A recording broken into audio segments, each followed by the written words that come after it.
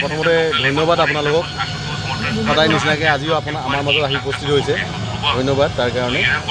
চিয়াৰা এটা legendary product হয় টাটাৰ এইখন চিয়াৰা আজিৰ পৰা মোটামুটি 20 বছৰ আগতে 30 বছৰ আগতে এই গাড়ীখন আমাৰ মাৰ্কেটত আছিলে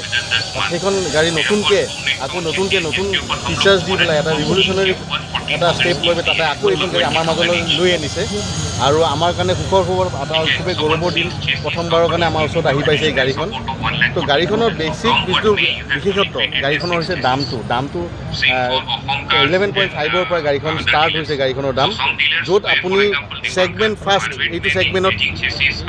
আপোনাৰ ট্ৰিপল ভিউ ডিছপ্লে আছে মানে আপোনাৰ তিনিখন ডিছপ্লে আছে ঠিক আছে য'ৰ টোটেল চাইজটো 34.85 আপোনাৰ